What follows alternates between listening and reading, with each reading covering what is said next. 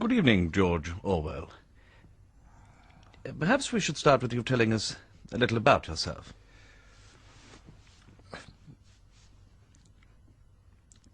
I like English cookery, English beer, French red wine, Spanish white wine, Indian tea, strong tobacco, coal fire, candlelight, and comfortable chairs. Go on.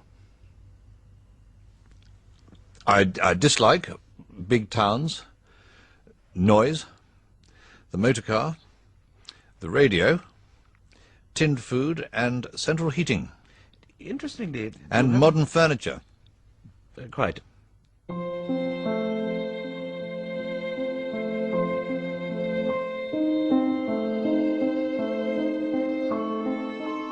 Famous for writing 1984 and inventing Big Brother, George Orwell witnessed and reported on some of the defining moments of the 20th century.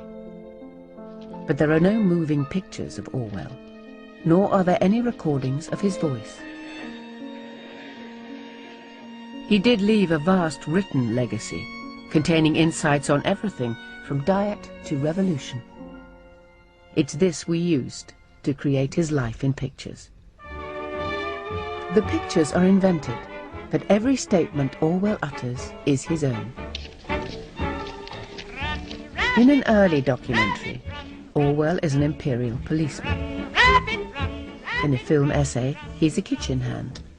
Roughly speaking, the more one is obliged to pay for food, the more sweat and spittle one is obliged to eat with it. In newsreel, he's glimpsed as a freedom fighter. The perfect cup of tea. My own rules, every one of which I regard as golden. And war reporter. And enormous piles of rubble, out of which iron girders thrust themselves like sticks of rhubarb.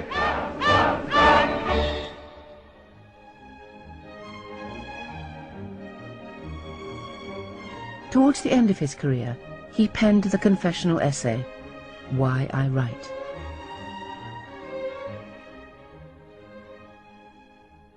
All writers are vain, selfish, and lazy.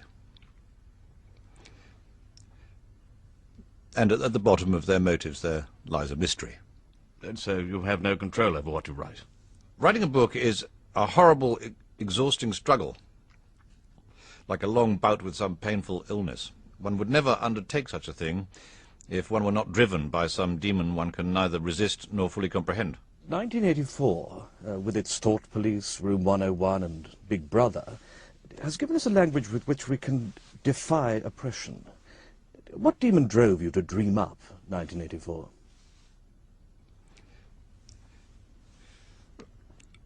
I do not think one can assess a writer's motives without knowing something of his early development.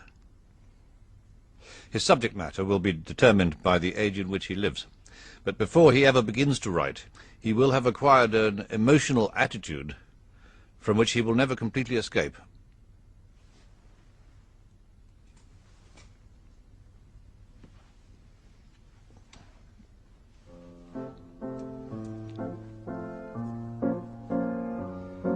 George Orwell's real name was Eric Blair. He was born on the 25th of June, 1903, into what he labelled the lower upper middle class.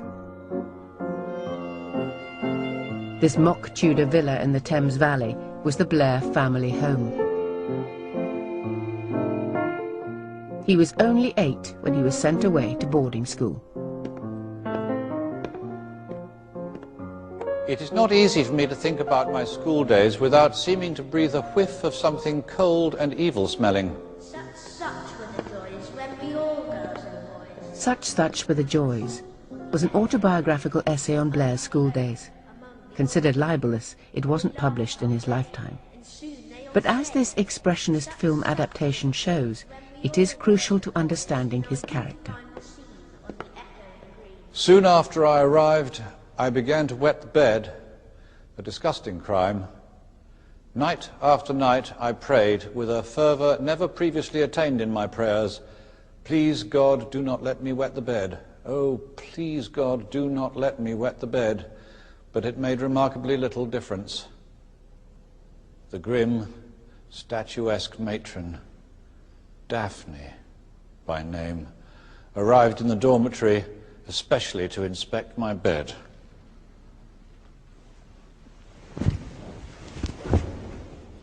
She pulled back the sheets, then drew herself up, and the dreaded words seemed to come rolling out of her like a peal of thunder. Report yourself to the headmaster after breakfast.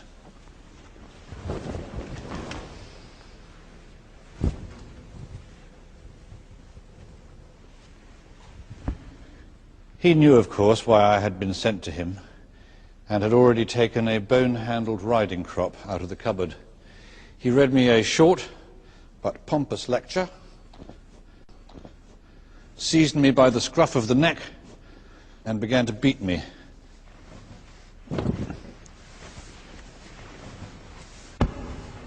I knew that bedwetting was A, wicked, and B, outside my control. It was possible, therefore, for me to commit a sin without wanting to commit it. This was the great abiding lesson of my boyhood, that I was in a world where it was not possible for me to be good.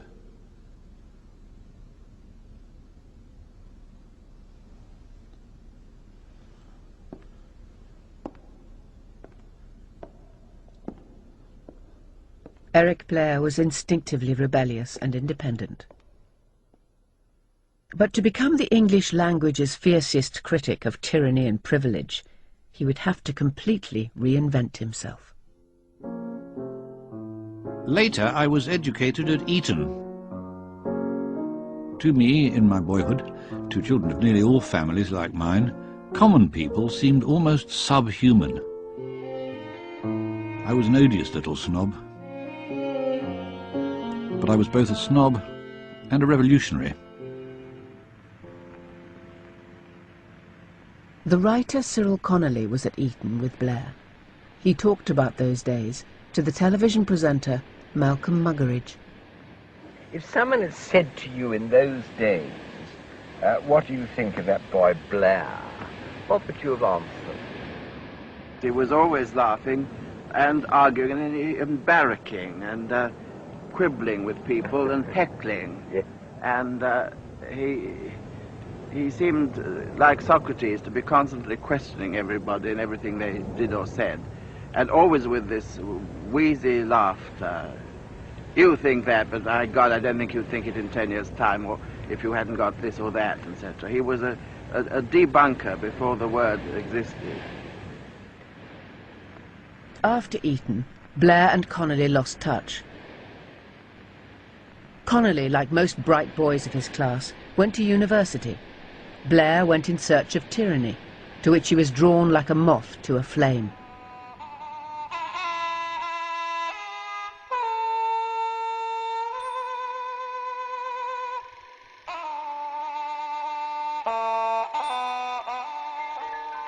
This silent movie promoted Burma's contribution to Britain's Indian Empire.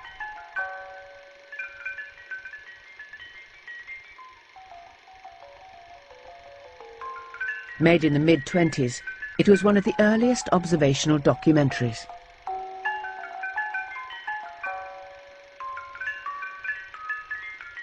It seems that the local superintendent was unaware cameras were watching him.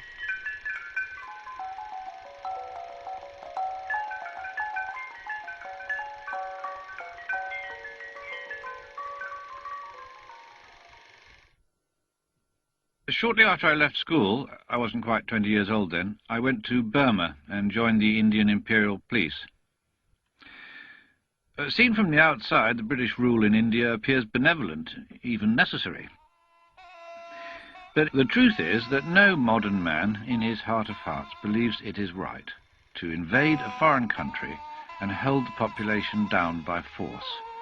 But I was in the police, which is to say I was part of the machinery of despotism. I watched a man hanged once.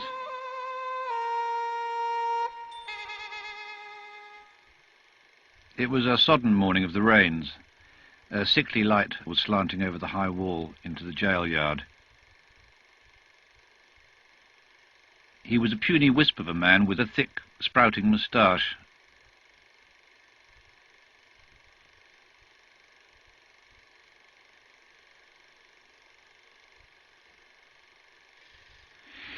He walked clumsily with his bound arms, but quite steadily, and once, in spite of the men who gripped him by each shoulder, he stepped slightly aside to avoid a puddle on the path.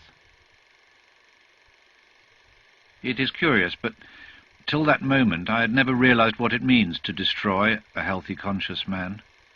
When I saw the prisoner step aside to avoid the puddle, I saw the mystery, the unspeakable wrongness of cutting a life short when it is in full tide. This man was not dying. He was alive, just as we were alive.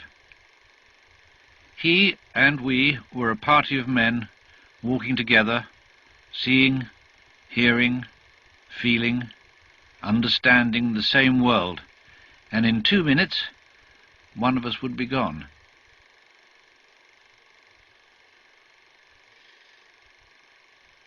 One mind less, one world less. It seemed to me worse than 1,000 murders.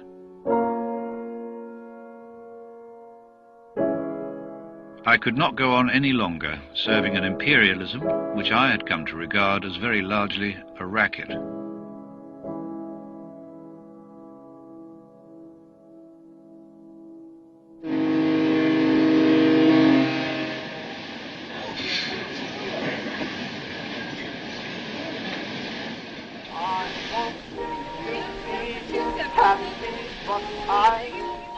When I came home on leave in 1927, I was already determined to throw up my job. For 5 years I was part of an oppressive system, and it had left me with a bad conscience.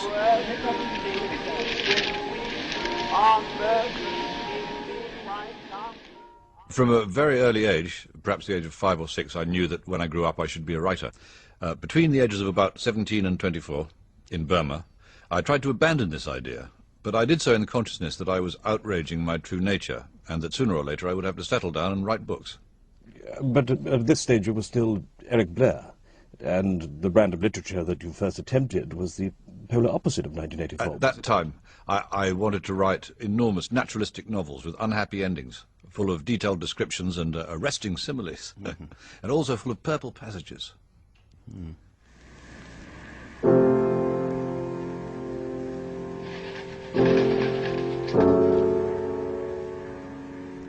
By the winter of 1928, after 6 months of writing, Blair hadn't sold so much as a sentence.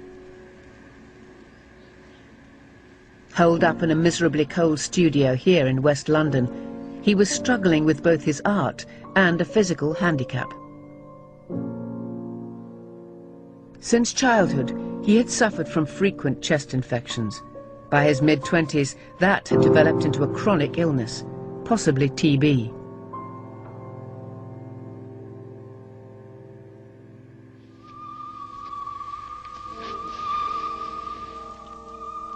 In the 20s, fear of being quarantined kept many infected people from getting tested for TB. Tuberculosis killed thousands of Britons last year.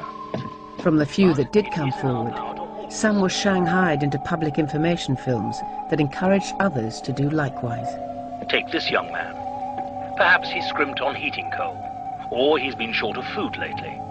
Anyway, an old cough has just got worse. Probably smoking too much, he would have joked to his mates. He was. Now let's have a look at his X-ray. You see that patch on the lung? That's evidence of tuberculosis. You'll have to go into hospital for treatment. I'll arrange that for you. It's what you must do when you come out that's so important. First you must get some light, open-air job. Then you'll have to have a special diet. I'm sorry to have upset you. I can only do my job. Throughout his life, he ignored doctors' orders, especially if they got in the way of his writing.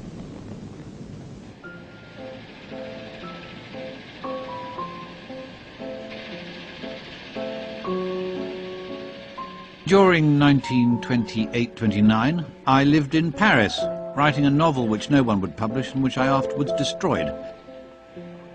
But at that time, failure seemed to be the only virtue.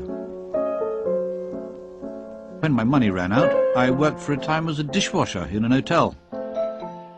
I lived mostly from hand to mouth and went hungry on several occasions. I was very happy. Here I was at the lowest of the low. Returning to London, Blair sank deeper into the underclass. I lived for months among the poor and half-criminal elements who inhabit the worst parts of the poorest quarters, begging and stealing. I associated with them through lack of money, but later their way of life interested me for its own sake.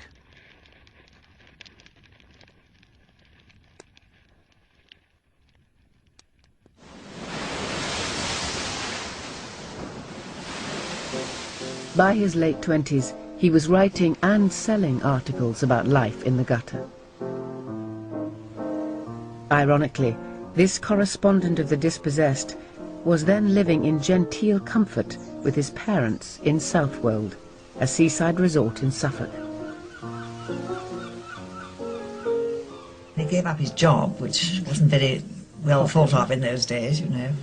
Once parents put one in something, one was expected to stay, but he came home. Disappointed. Disappointed more than anything. He tried to exploit his failure by writing a book about being a down and out. Working in secret, he spent 2 years on it.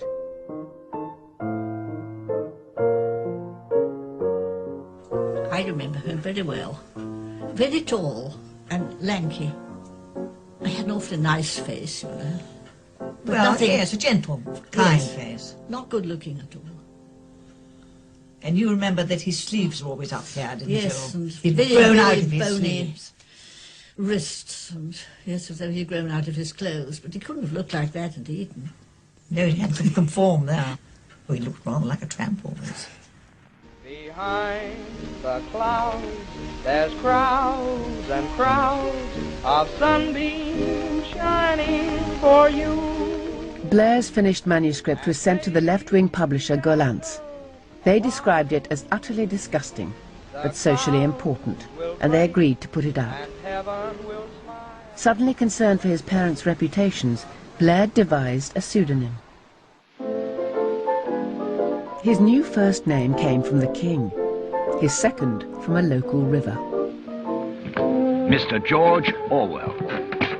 We at Gollancz have made this short film to introduce his first book, Down and Out in Paris and London. It's a record of his odyssey through the lawless underclass created by the unprecedented unemployment of many millions of working men. I was conscious of an immense weight of guilt I had to expiate. I felt I had got to escape from every form of man's dominion over man. The social outcasts, tramps, beggars, criminals, prostitutes. Once I had been among them and been accepted by them, I should have touched bottom. Part of my guilt would drop away.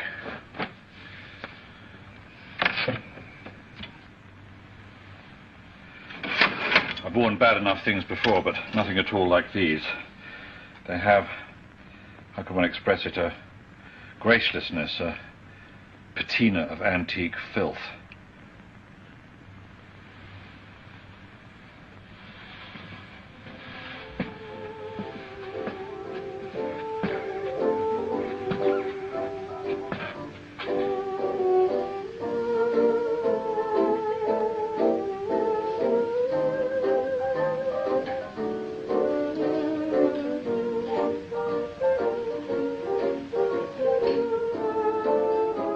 There is a feeling that is a great consolation in poverty.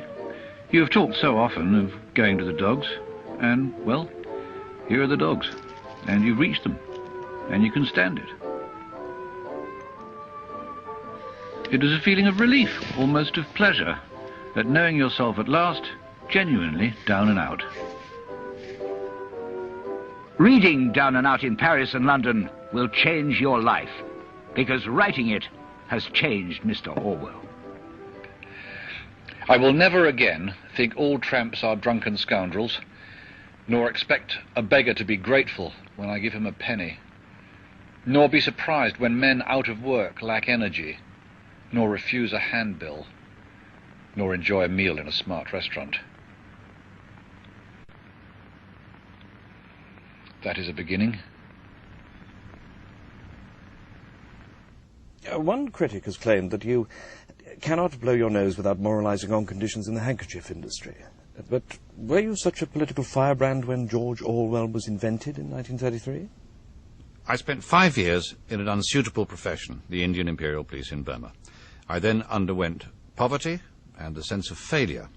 This increased my natural hatred of authority, but these experiences were not enough to give me an accurate political orientation. His literary income remained slight, but in 1934 Orwell left his parents and rented a room in Hampstead, North London. This was then an enclave of intellectuals with fashionably left views.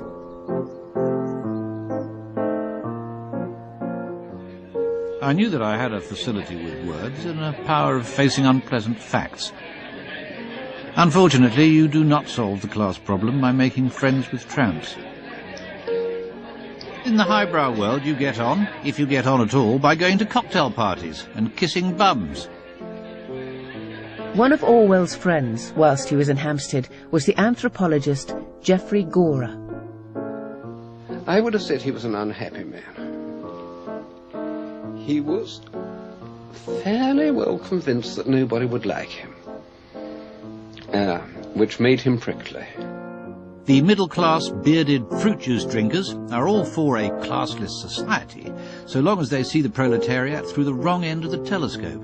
Force them into any real contact with the proletarian, and they're capable of swinging back into the most ordinary snobbishness.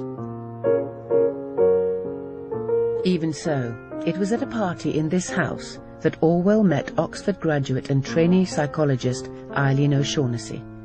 She had, according to admirers, eyes that danced. She was very pretty, very intelligent, very philosophical. She was very much interested in people. She was very much interested in everything. She was always thinking. I mean, her mind was working on those sort of things all the time. Within days of meeting Eileen, Orwell proposed, and though she knew very little about him, she didn't say no. Lettice Cooper was one of the few friends to whom Eileen spoke about her feelings for Orwell. She thought he was a very good writer, but I wouldn't say she took him seriously. She was very much amused often at things he said and did. He was very often thinking about something else. I mean, he was in a kind of world of his own half the time. But I think he loved her. But Orwell's writing barely earned enough for him to scrape along. There wasn't enough for two. To cover the rent, he was working part-time in a bookshop, a job he was later invited to celebrate. Bookshop Memories wasn't what anyone expected. In a town like London, there are always plenty of not quite certifiable lunatics walking the streets, and they tend to gravitate towards bookshops. They would come in and demand some rare and expensive book, would make us promise over and over again to keep it for them, and then would vanish, never to return. Many of them, of course, were unmistakable paranoics.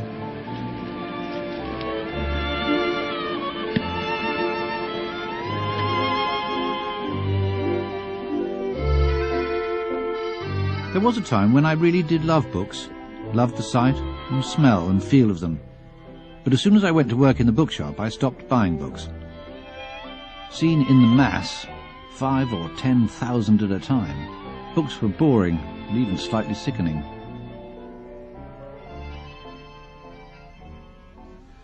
Even the inanimate world was against him.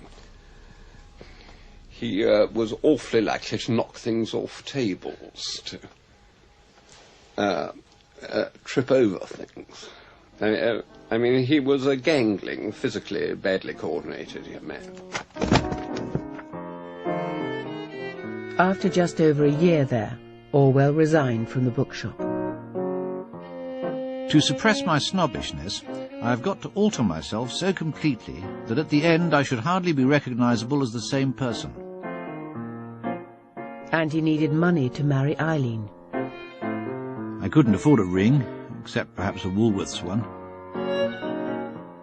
Gollancz offered him a potentially lucrative assignment to travel into industrial Britain and report on the distress of the working class.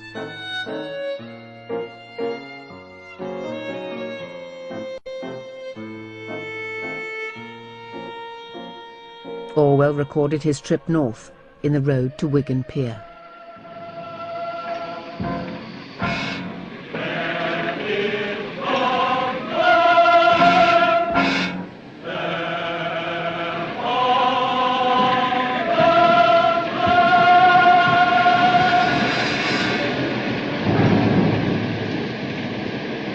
A key set piece in the road to Wigan Pier is Orwell's first trip down a mine.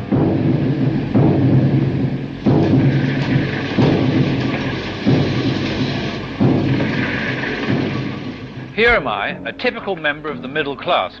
It's easy for me to say I want to get rid of class distinctions, but nearly everything I think and do is the result of class distinctions. It's no use my clapping a proletarian on the back and telling him he's as good a man as I am. If I want real contact, I have to make an effort, for which very likely I'm unprepared.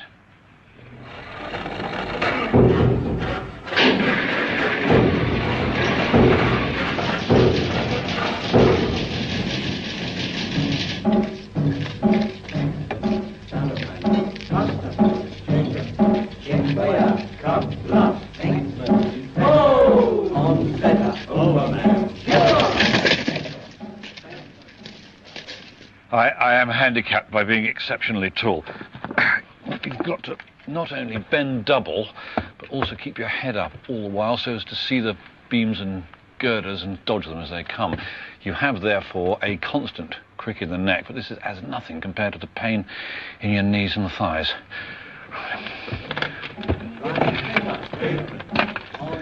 After half a mile, it becomes, I'm not exaggerating, unbearable agony. One begins to wonder whether one will ever get to the end, and still more, how on earth one's going to get back. We travel further in, and the further in we travel, the lower the roof, and I would think he to travel best part of 3/4 of a mile, bent absolutely double. The working face was, I think, 26 inches. And by the time we landed there, Orwell was, unquestionably, he was exhausted. He was flat out. It's only when you see the miners down the mine and naked, you realise what splendid men they are. Most of them are small, but nearly all of them have the most noble bodies, wide shoulders tapering to slender, supple waists, small, pronounced buttocks, and sinewy thighs, with not an ounce of wasted flesh anywhere.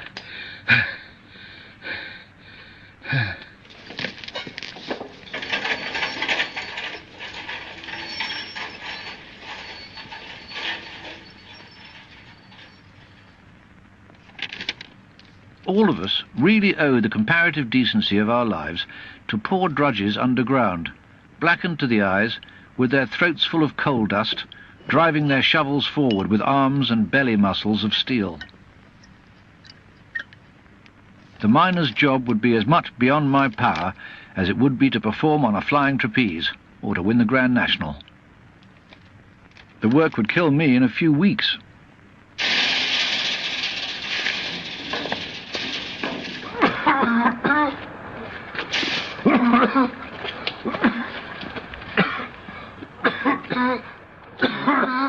The day after going down the mine, Orwell staggered west to Liverpool to visit a friend, Mary Diner. He was a strange figure. No overcoat, no hat, no bag, and a threadbare coat, standing there and shivering. He was actually shivering from head to foot.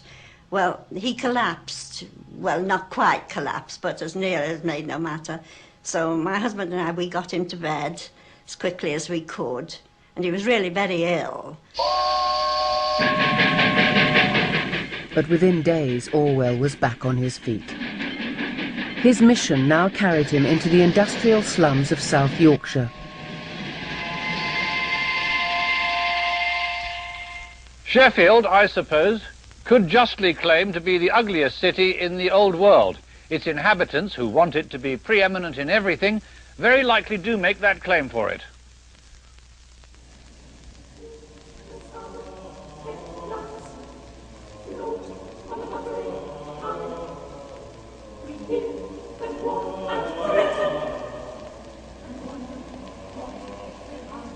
As you walk through the slums, you lose yourself in labyrinths of brick houses festering in planless chaos.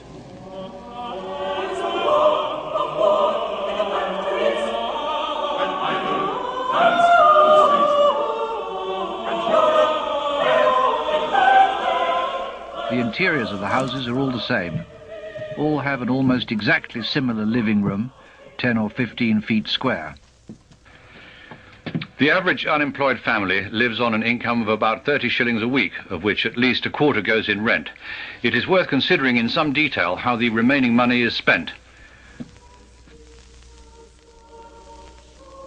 The basis of their diet is white bread and margarine, corned beef, sugared tea and potatoes, an appalling diet. The results of this are visible in a physical degeneracy. In Sheffield, you have the feeling of walking among a population of troglodytes.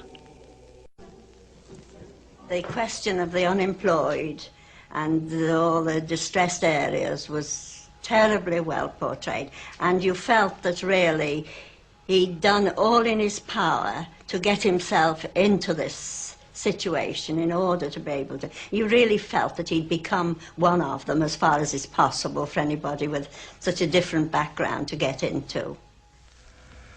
So this is what industrialism has done for us. Columbus sailed the Atlantic. The first steam engines tottered into motion. The British squares stood firm under the French guns at Waterloo. The one-eyed scoundrels of the 19th century praised God and filled their pockets. And this is where it has all led. To labyrinthine slums and dark back kitchens, with sickly aging people creeping round and round them like black beetles. It is a kind of duty to see and smell such places now and again, especially smell them, lest you should forget that they exist.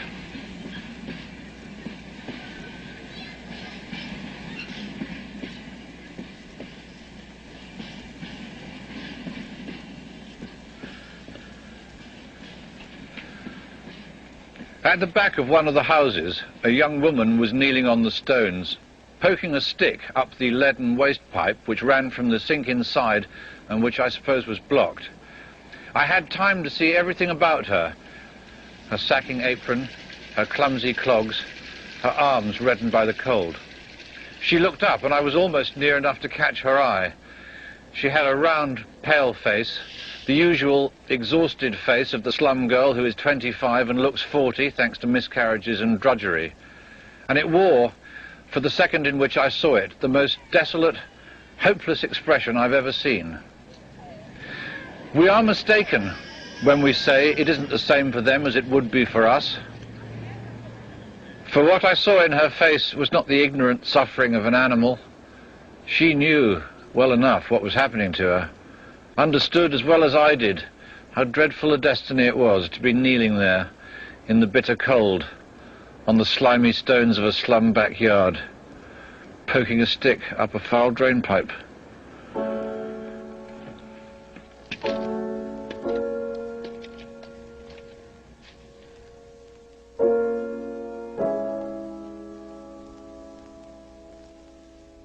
In The Road to Wigan Pier, you venerate the working class. For an old Etonian like yourself, that is a political act. Using the word political in the widest possible sense, desire to push the world in a certain direction, to alter other people's idea of the kind of society they should strive after. So you were, by your early 30s, a political writer? No book is completely free of political bias. There was such an extraordinary change, both in his writing and in a way also in his attitude after he'd been to the north. I mean, it's almost as if there'd been a kind of fire smouldering in him all his life, which suddenly sort of broke into flame. The Road to Wigan Pier was an immediate success. At the end of 1935, I was able to live on what I earned by writing and moved into the country, in Wallington, in Hertfordshire. Gypsy came round to the door with a little aspidester in a pot. He even felt able to provide for Eileen. Eric Arthur Blair, Bachelor of this parish, Eileen Maud O'Shanley, spinster, parish of Greenwich. She walked up the road and he walked up the bridleway or the footpath and leapt over the wall and joined her in the porch. When Orwell and Eileen married, she was 31. He was almost 33. He was a lonely man until he met Eileen, a very lonely man. I think the only year that I ever knew him really happy was that first year with Eileen. To reduce their outgoings, the couple kept a vegetable patch, a chicken run, and even a goat, called Muriel. When Ma was newly wed, a gypsy came round to the door with a little aspidester in a pot. Said he, give me a pair of trousers, missus, and it's yours. So Ma gave him father's trousers on the spot. It's years ago since mother gave away Pa's only pair, and father's never worked since, but dear mother doesn't care. With a lovely Muriel, aspidester in milking the hints. old art pot. Old art pot. Get her up against the wall. If she gives trouble, you can steady her with your shoulder. And, having greased your fingers, massage the udder a little and then grip the nearest teat pretty firmly at the root. If you are gripping at the right place, you will feel it fill with milk and thicken in your hand. Then, still gripping pretty hard, if you are hurting her, she will soon let you know, draw the hand down the teat, being careful not to relax the pressure till you reach the end. When no more milk comes out of this teat, go on to the other. The whole operation should take about 5 minutes.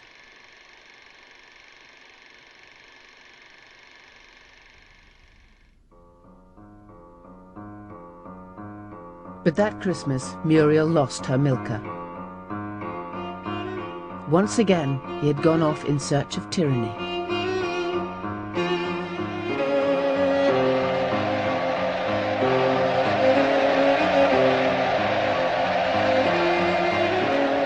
The driving force behind fascism is the belief in human inequality. Hitler had walked into power and proceeded to massacre political opponents of all shades. Mussolini had bombed Abyssinia, while 53 nations made pious noises off. But when Franco tried to impose fascism, the Spanish people, against all expectation, had risen against him.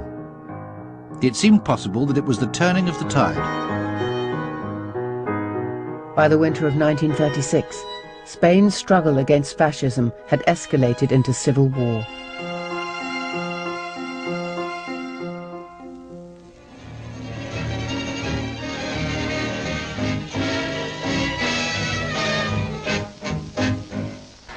These actual pictures of the Spanish Civil War tell a story of graphic violence. As the fascist horde encircles it, the beautiful and ancient city of Barcelona fills with freedom fighters from around the world. Our roving reporter spoke to one heroic Briton. I have come to Spain to fight fascism. After all, there are not such a terrific lot of fascists in the world, so if we each shoot one of them... Under the glorious banner of the flag. When Orwell arrived in Barcelona just before New Year 37, the civil war there had taken an unexpected turn. In Zaragoza. The trade unions, who had formed militias to defeat the fascists, had by now gone a step further. A revolution had taken place. Young and old, farmers, workers, teachers. It was the first time I'd ever been in a town where the working class were in the saddle. Nurses. It was the aspect of the crowds that was the queerest thing. There were no well-dressed people at all. It was a town where the wealthy class practically ceased to exist. In human history. This really was a workers' state. A military machine and an improvised army of masses. I joined the militia almost immediately because at that time and in that atmosphere it seemed the only conceivable thing to do. If you had asked me what I was fighting for, I should have answered, common decency. Days after arriving in Spain, Corporal Orwell was marched into the mountains west of Barcelona. This was where the workers' revolution planned to stop fascism in its tracks. For the enlightenment of future generations, documentary cameras would record the historic battles.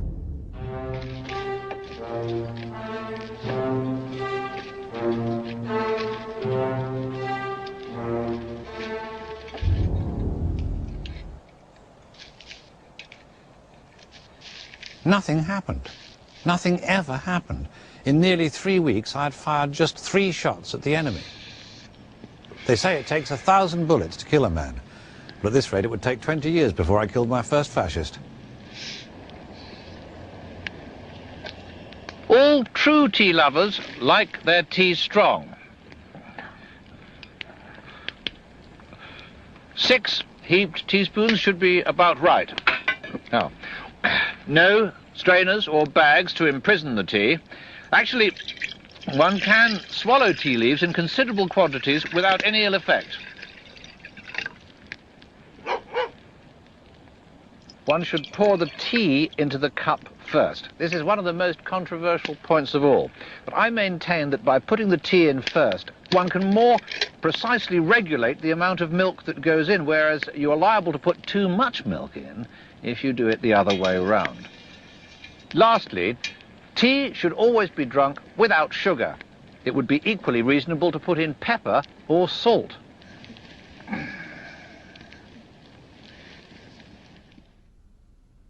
After 4 months at the front, Orwell was granted leave to visit Barcelona. Eileen had also made it to Spain and was waiting for him there.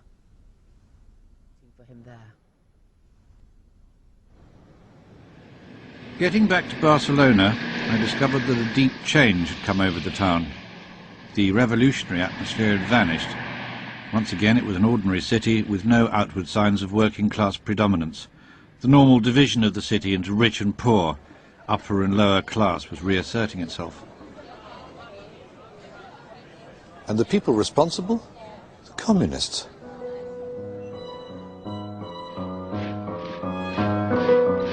Although officially the militia's allies, Spain's Communist Party was deeply alarmed by the rise of democratic freedom in Barcelona's workers' state. In May '37, as Orwell met up with Eileen, the city was bracing itself for a communist-led counter-revolution. I heard some rifle shots behind me. I turned around and saw some youths with rifles in their hands and red and black handkerchiefs round their throats. I thought instantly, it started. The next 3 days and nights I spent continuously on the roof of a cinema.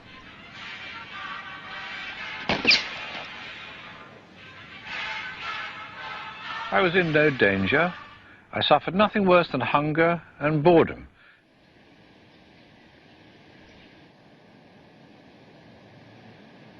The official death toll during the May riots was 400.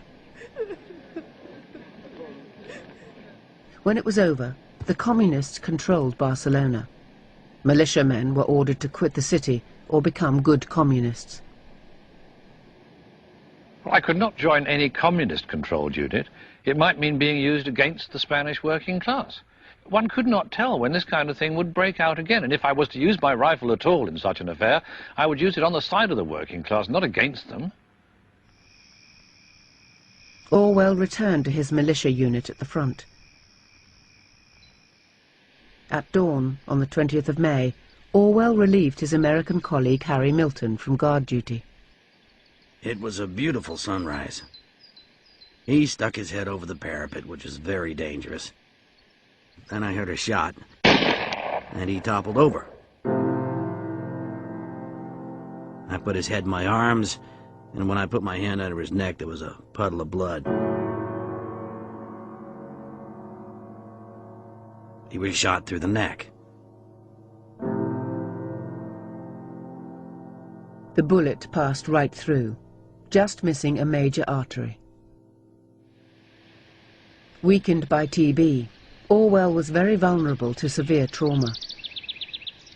A year later, he was still recuperating in a British sanatorium. Oh, the whole experience of being hit by a bullet is very interesting. In fact, I think it's worth describing in some detail. Roughly speaking, it is the sensation of being at the center of an explosion.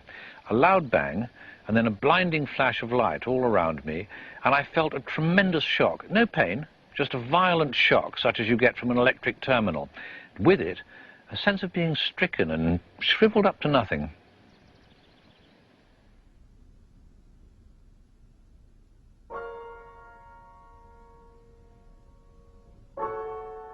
There must have been about 2 minutes during which I assumed I was killed, which was interesting. My first thought, conventionally enough, was for my wife. My second thought was a violent resentment at having to leave this world, which, when all is said and done, suits me so well. The stupid mischance of it infuriated me, the meaninglessness of it.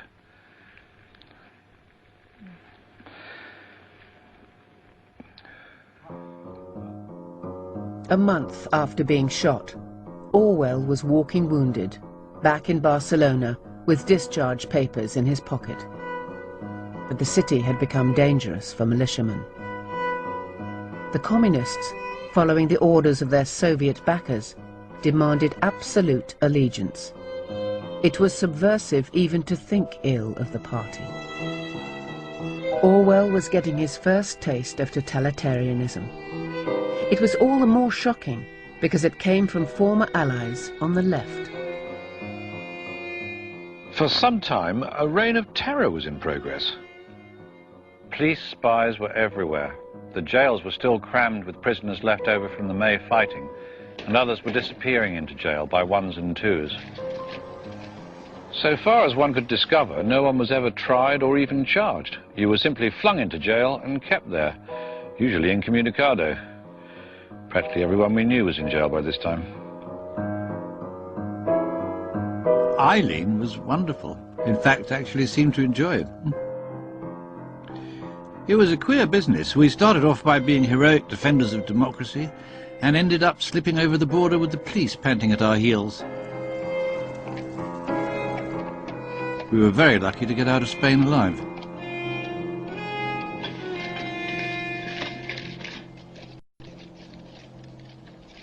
The Spanish War turned the scale, and thereafter I knew where I stood. Every line of serious work that I've written since 1936 has been written, directly or indirectly, against totalitarianism. In a more peaceful age, I might have written ornate or merely descriptive books. As it is, I've been forced into becoming a sort of pamphleteer.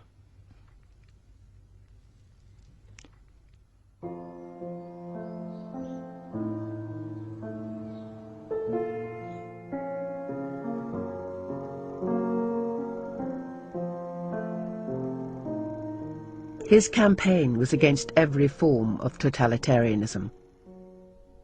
But Orwell was not fully fit again until 1939. By then, Franco had won the Spanish Civil War, and Nazi Germany was threatening much of Europe.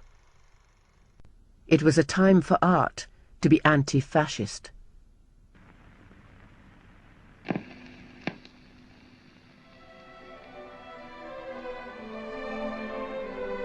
Orwell contributed to this movement with an articulate celebration of English popular culture.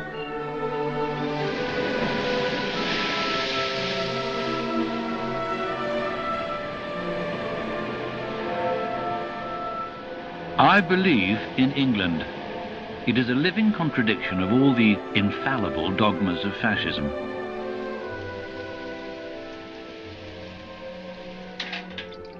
A minor English trait, which is extremely well marked, though not often commented on, is a love of flowers. It is found in people who have no aesthetic feelings. What it does link up with, however, is another English characteristic which is so much a part of us that we barely notice it, and that is the addiction to hobbies and spare time occupations. The privateness of English life. We are a nation of flower lovers, but also a nation of stamp collectors, pigeon fanciers, amateur carpenters, coupon snippers, darts players, crossword puzzle fans. All the culture that is most truly native centres around things which, even when they are communal, are not official. The pub, the football match, the back garden, the fireside, and the nice cup of tea.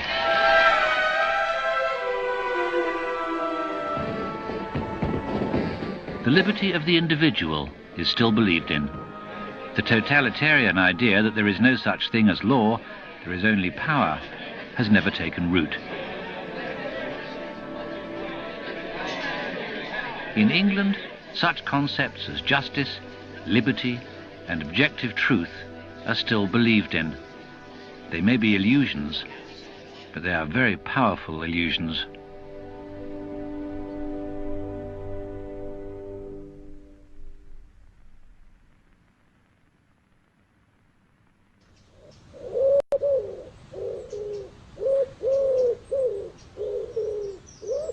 In September 1939, Britain declared war on Nazi Germany. To improve understanding of the conflict, Orwell volunteered for a public debate.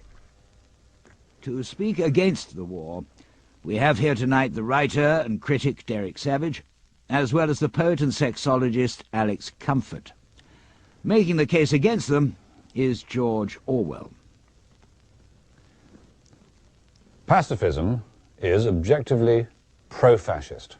This is elementary common sense. If you hamper the war effort of one side, you automatically help that of the other. In practice, he who is not with me is against me. Fascism is not a force confined to any one nation. We're just as likely to find it here as anywhere else.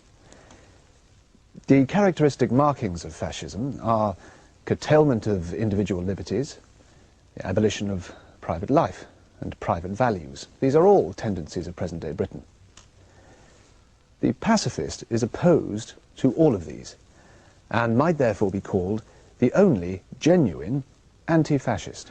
If Mr. Savage and others imagine that one can somehow overcome the German army by lying on one's back, let them continue to imagine that, but let them also wonder occasionally if this is not an illusion due to security, too much money, and a simple ignorance of the way things actually happen.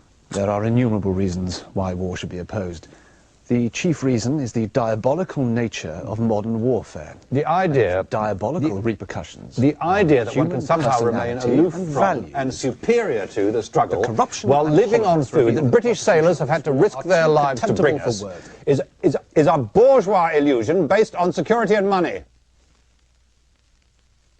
Mr. Orwell is intellectual hunting again.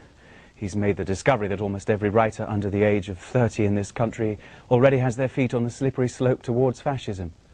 Whilst we all know Mr. Orwell to be a preacher of the doctrine of physical courage as an asset to the left-wing intellectual. Despotic governments can stand moral force till the cows come home. What they fear is physical force.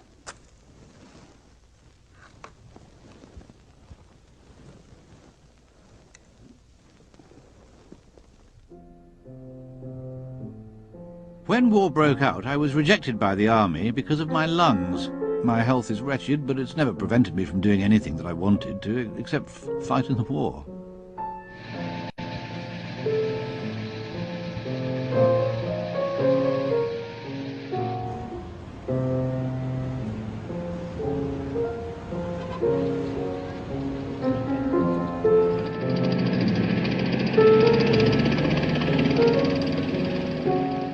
Orwell blamed the German victories at the start of the war on Britain's ruling class. He believed no aristocrat would defeat Hitler, because even in Britain they were too remote to unite and energize ordinary people. Hello. It is almost certain that England will be invaded during the next few days or weeks, and I want to talk to you about how we at home can most effectively respond to this threat. Our slogan should be, arm the people. When the government created a civil defence force, the Home Guard, within 24 hours, 250,000 men enlisted. You are a new corps, a corps with its traditions to make. But you have already got your motto, and your motto is, kill the Boche. Sergeant Orwell was keen as mustard. Eileen told a friend that she could bear the machine gun under their bed, but that the grenades on the mantelpiece were too much. Firearms. Everybody should have one and know how to use and clean it. It might just save your life, but more importantly, there's nothing that demoralizes an invading soldier more than being shot at. Hand grenades. These will be absolutely necessary if enemy parachutists with machine guns manage to establish themselves in our large towns. Which brings me to street fighting. Next time you're outdoors, take a look at an ordinary street. Note the many examples of cover available: dustbins, pillar boxes, street lamps, etc. Also, take a look at houses. Imagine attacking one. What would be the best way in? Remember, it's almost always best to go in from the roof. Imagine the demoralizing effect of attack from above. And never forget, it's always easier to throw a bomb downstairs than up. As well as practical advice, Orwell outlined a political role for the Home Guard.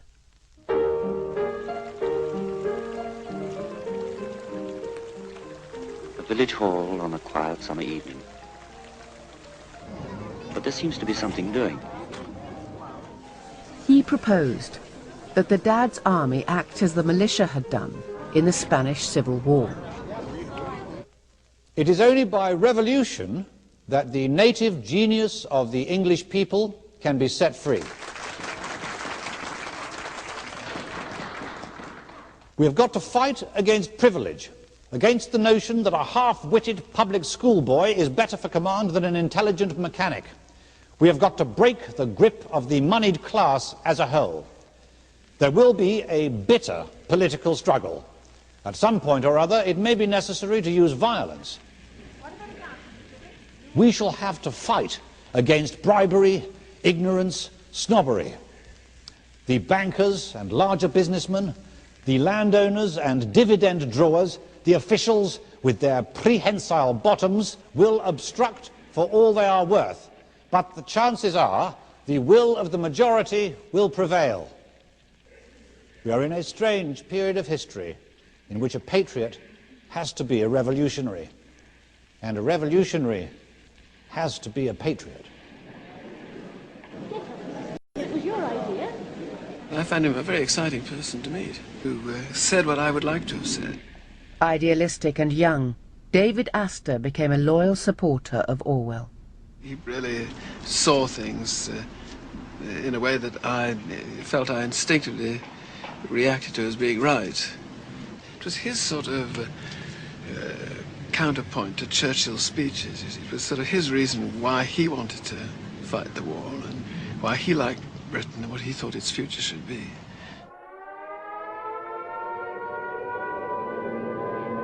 Displaying his instinct for being at the heart of great events, Orwell and Eileen moved into London, just in time for the Blitz. Oh, Danny boy, my pipes are calling. From glen to glen, and down the mountainside. During the war, he said to me how much he hated London, but he said, of course, you can't leave when people are being bombed to bits all around you. 'Tis you must go, and I must fly. The novelist Julian Simmons became one of Orwell's closest friends during the war. There was something both very friendly about Orwell when you met him, but also something very remote. He was a kind of permanent outsider, and his behaviour was sometimes absurd in what I found an endearing way.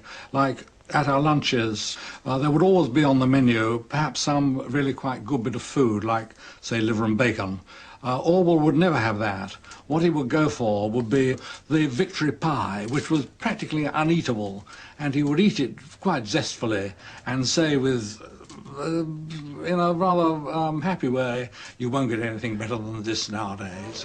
King and Queen in London continue the inspection of the areas which have suffered in the nightly bombing of the capital. What he called the "we're all in it together" mood of 1940 forced Orwell to change his attitude to his compatriots. I fell into the trap of assuming that the war and the revolution are inseparable. Now, I have to admit that I was grossly wrong in my analysis of the situation. It would be absurd to imagine that Britain is on the brink of revolution. Churchill boasted that the motto of the British people was business as usual.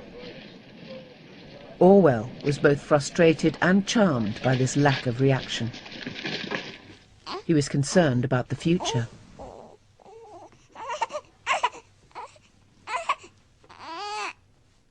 Life goes on much the same. In the face of terrifying dangers and golden political opportunities, people just keep on keeping on, in a sort of twilight sleep in which they are conscious of nothing but the daily round of work, family life, darts at the pub, exercising the dog, bringing home the supper, beer, etc., etc. And the Home Guard.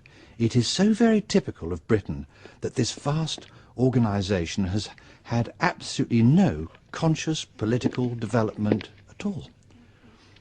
It has not developed into the People's Army, like the Spanish militias. It is held together by no political creed, but by inarticulate patriotism. The fact that more than 2 million men have rifles in their bedrooms, and the authorities contemplate this without dismay, is the sign of a stability unequalled by any other country in the world.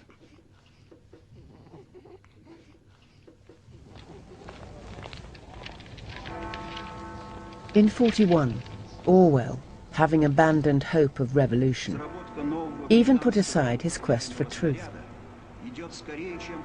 He joined the Ministry of Information's propaganda unit, the BBC. He would produce and present a radio show for listeners in India.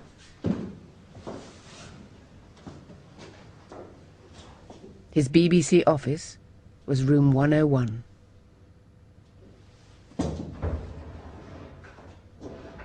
He certainly thought that propaganda machines are propaganda machines, and he didn't like being part of one. On the other hand, he accepted that a war required all this apparatus.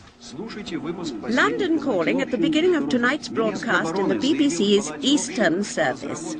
In the Far East, the governor of Hong Kong states that heavy fighting is in progress In Britain, on the island. the fat ration has been cut down to 8 ounces a week.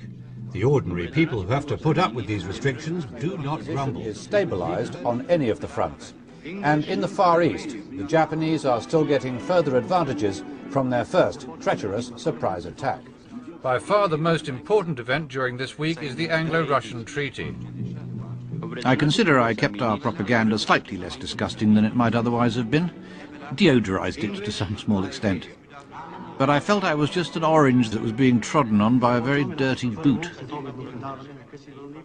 He thought that you could use propaganda machines to invent anything and to make people make speeches they hadn't ever made and so on. I remember he used to, I think he once tried to do, or toyed with the idea of taking little extracts from Winston's recorded speeches and have him declare peace. You see, in the middle of war. He thought you could have done that. For 2 years, he was a reluctant mouthpiece for the government. But in 1943, Orwell resigned from the BBC. I had become conscious that I was wasting my own time and the public money on doing work that produced no result.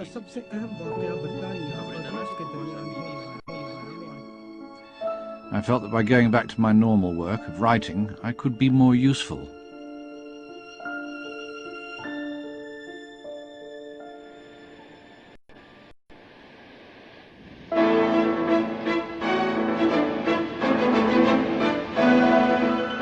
In London, England, with war raging all around them, people need entertainment. But they don't want this. Although it may look like good old-fashioned fun, it's upset a lot of decent folk. The kids playing pigs are leading a revolution against the farmer. It's all based on a new book, Animal Farm.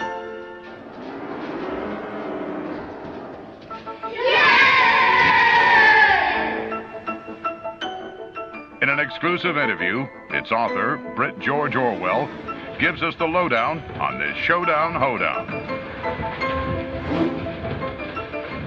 The actual details of the story didn't come to me for some time, until one day I saw a little boy, perhaps 10 years old, driving a huge cart horse along a narrow path and whipping it every time it tried to turn. It struck me that if only such animals became aware of their strength, we would have no power over them, and that men exploit animals in much the same way that the rich exploit the proletariat. So it's the Russian Revolution in a barnyard. And Orwell pulls no punches. His pigs betray their own rebellion and start to rule like the human they overthrew. What he's trying to tell us is that the Russian communists can't be trusted, just when we've learned to get along with them. Only recently, the leaders of Britain, America, and Russia enjoyed a friendly supper party. They agreed on a grand design for smashing Germany and signed a lofty declaration ensuring a post-war world free from tyranny. Orwell thought that people were much too much conned by the Soviet war effort into taking a favorable view of the government of the Soviet Union. This was, of course, the reason for writing Animal Farm at that time. The kids love Animal Farm, but their parents won't get to read it. The book's not banned, but this is a story nobody wants to hear. One publisher decided to consult the Ministry of Information, who appear to have warned him, or at least strongly advised him, against publishing it. He wrote, "The fable does follow so completely the progress of the Russian Soviets and their two dictators that it can only apply to Russia. It would be less offensive if the predominant caste in the fable were not pigs. I think the choice of pigs as the ruling caste will no doubt give offense to many people, and particularly to anyone who is a bit touchy, as undoubtedly the Russians are." Orwell says he won't keep quiet, even if the rest of his country wants him to. Circus dogs jump when the trainer cracks his whip. But the really well-trained dog is the one that turns his somersault when there is no whip. And that is the state we have reached in this country, thanks to 300 years of living together without a civil war.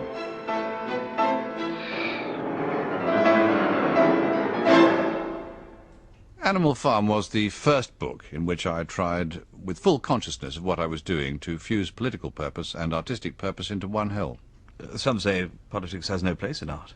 The opinion that art should have nothing to do with politics is itself a political attitude. What I most wanted was to turn political writing into an art. Animal Farm was the first product of this approach, but before it was even published, you were considering 1984, were you not? I thought of it in 1944.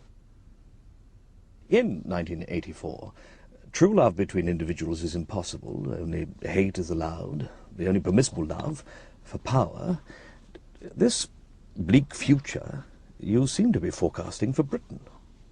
Could totalitarianism really happen in a democracy like ours?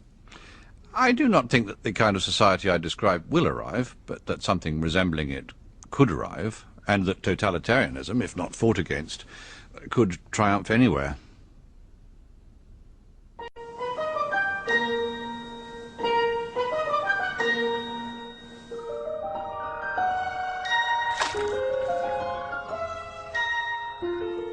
Before the swallow, before the daffodil, and not much later than the snowdrop, the common toad salutes the coming of spring after his own fashion, which is to emerge from the hole in the ground where he's lain buried since the previous autumn and crawl towards the nearest suitable patch of water.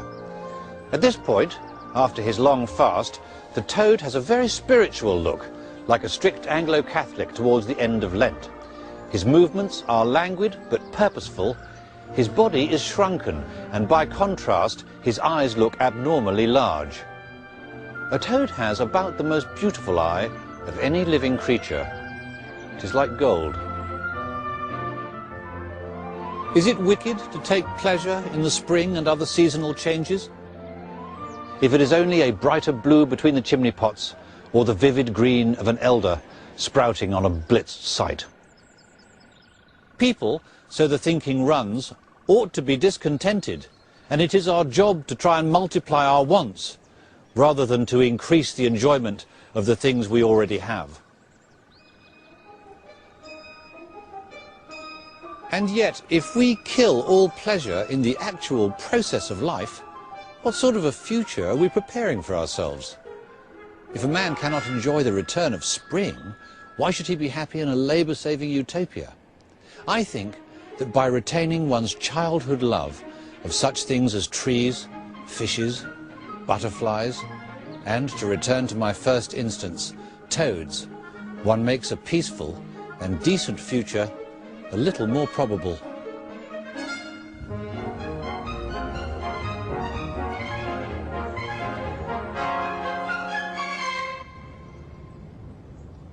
Beep, oh, beep, for the red bee hums, the silent twilight's fall.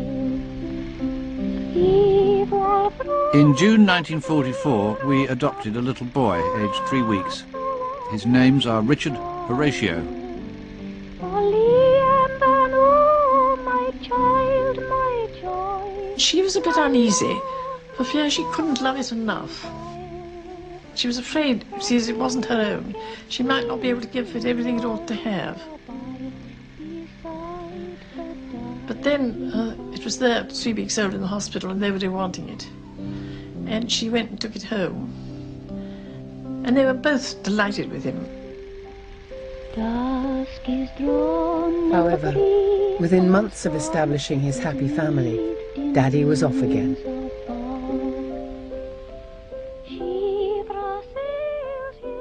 At the beginning of 1945, I went to France and then spent some time in Germany, just before the surrender.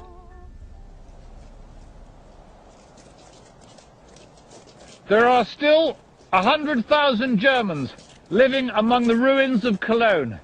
The whole central part of the city is simply a chaos of jagged walls, overturned trams, shattered statues and enormous piles of rubble.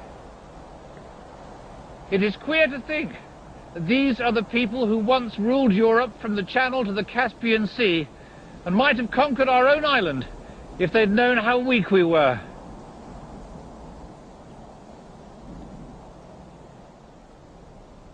While Orwell was in Germany, back home Eileen went into hospital for an operation to remove tumours from her womb.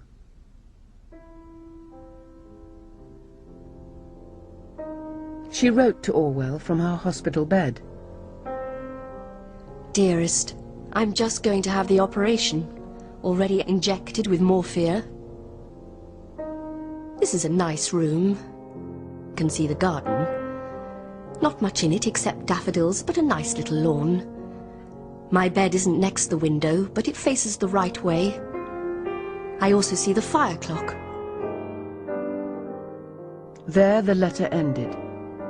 Eileen died as a result of the anaesthetic.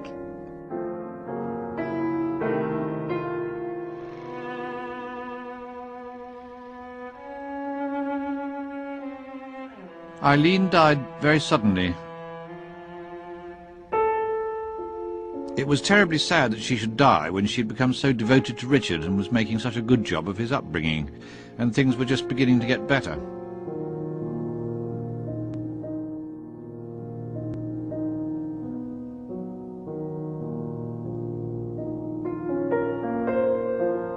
I felt so upset at home that I thought I would rather be on the move for a bit and do some more reporting.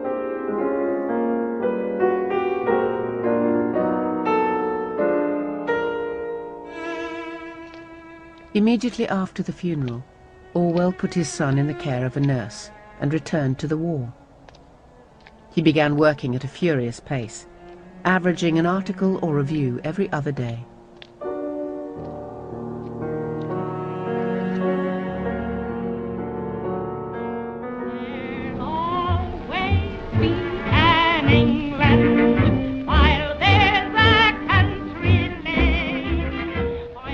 The war in Europe ended only 6 weeks after Eileen died.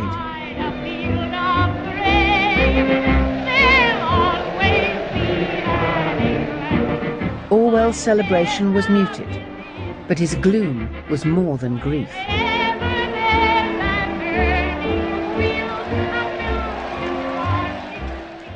To defeat fascism, people had learnt to live with less freedom. He thought this left them vulnerable to other types of tyranny. To be corrupted by totalitarianism, one does not have to live in a totalitarian country. The mere prevalence of certain ideas can spread a poison.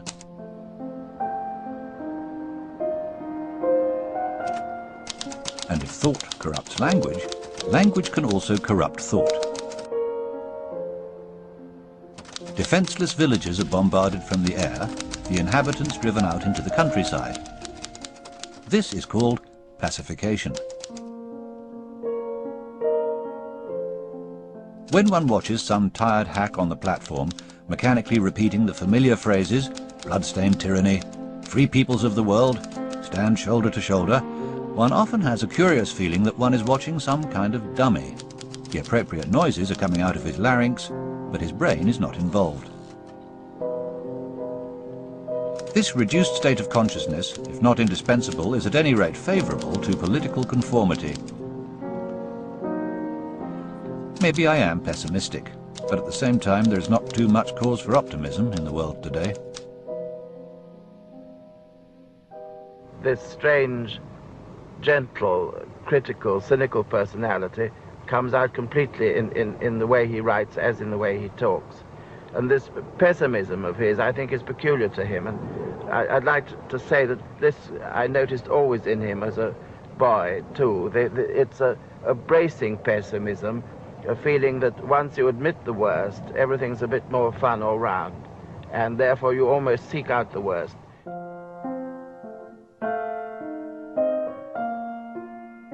In 1945, Animal Farm was finally published. On the brink of the Cold War, Orwell's anti-Soviet parable became a critical triumph and a bestseller. His success was a pleasant surprise, but it had come too late. His TB lesion had begun to bleed.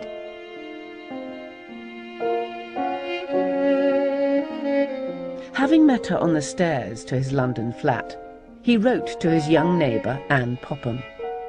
"There is no knowing how long I shall live, but what I am really asking you is, would you like to be the widow of a literary man? If things remain as they are, there is a certain amount of fun in this, as you would probably get royalties coming in, and you might find it interesting to edit unpublished stuff, etc."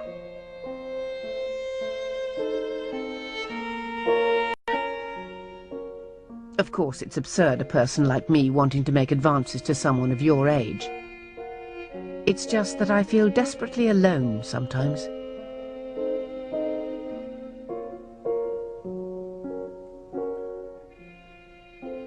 Anne Popham turned him down, as did Celia Paget, and Cyril Connolly's assistant, Sonia Brownell, though she remained in touch, even when Orwell, accompanied by a housekeeper and his young son, quit London altogether.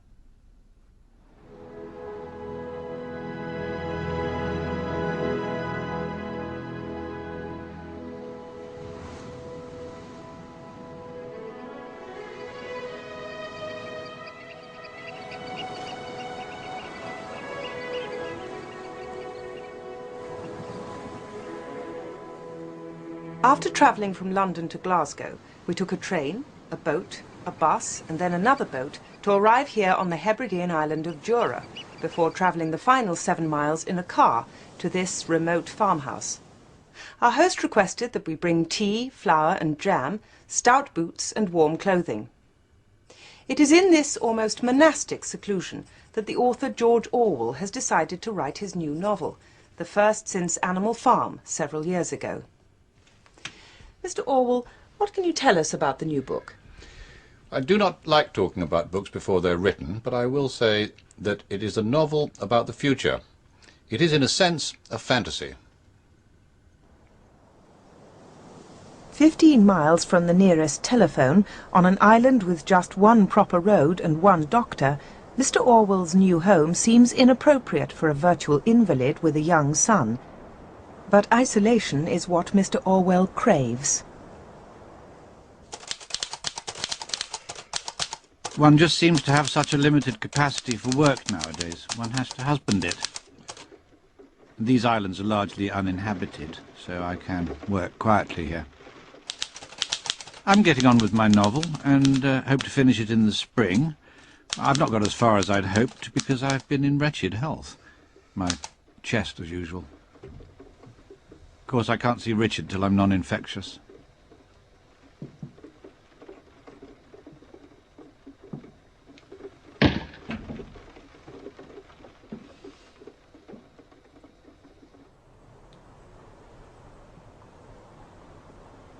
The novel Orwell went to the Isle of Jura to write was 1984. For this final attack on totalitarianism, he drew on his entire life.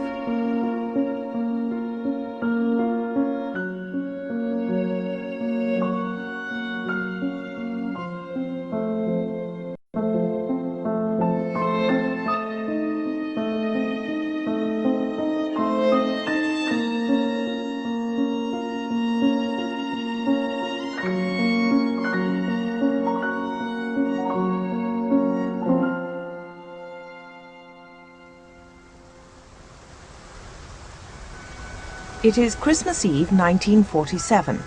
I am again with George Orwell, who despite severe tuberculosis has just finished the first draft of 1984 and is being driven to a Glasgow hospital to recuperate. One wants to live, of course. Indeed, one only stays alive by virtue of the fear of death. But I think now it is better to die violently and not too old. People talk about the horror of war, but what weapon has man invented that even approaches in cruelty some of the commoner diseases?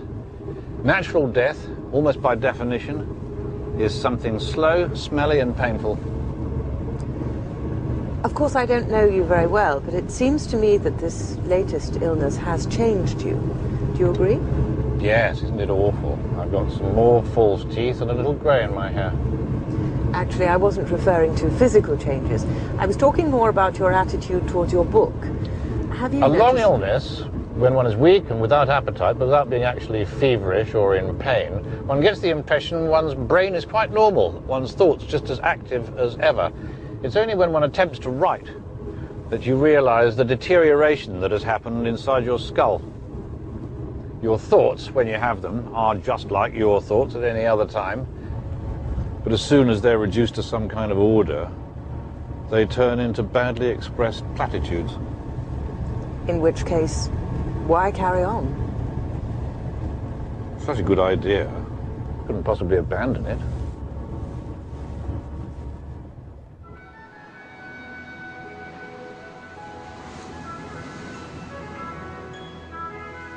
Returning to Jura in the spring of 1948, almost a year after my first visit, I find Mr. Orwell back from hospital and working on the final draft of 1984.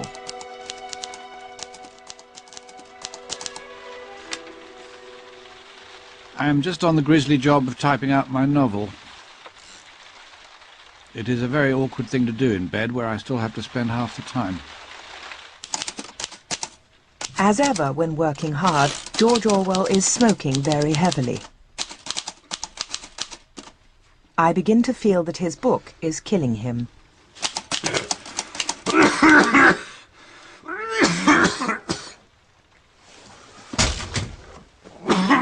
Days after typing up the final draft of 1984, Orwell collapsed again. He was rushed first to a hospital in southern England, then up to London.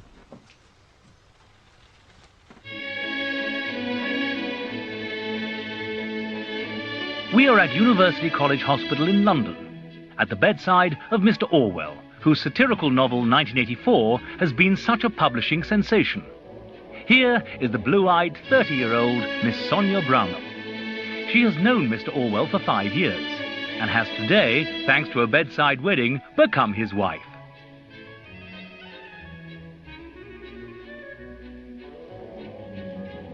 The newlyweds hope that Mr. Orwell will soon be well enough to leave hospital so they can go abroad.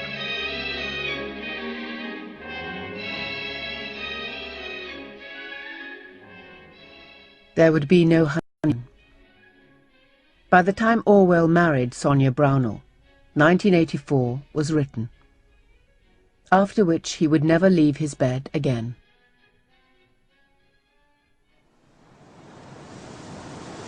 But he left one final warning.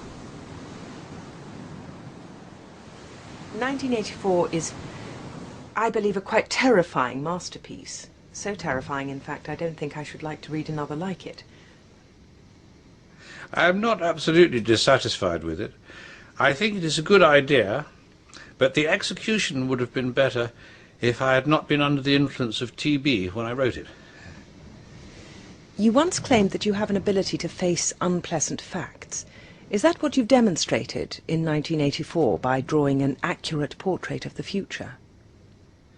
I think that allowing for the book being, after all, a parody, something like 1984 could actually happen.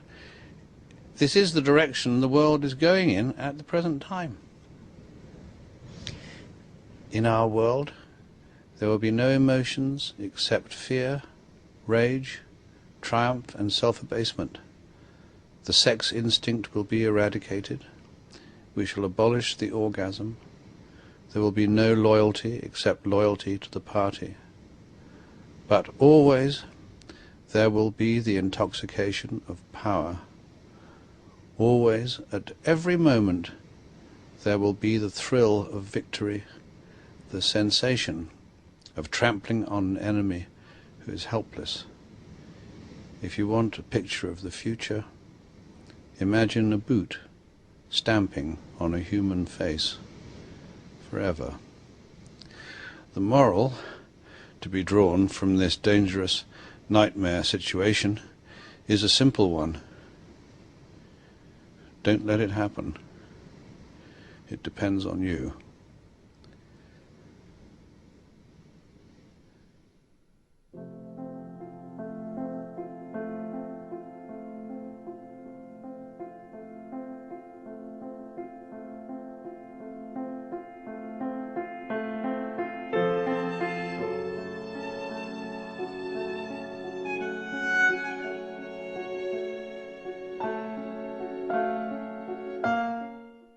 Coming up, Chris Langham in another writer role as BBC4 explores the science behind the fiction of John Wyndham, author of Day of the Triffids and the Midwich Cuckoos. That's next.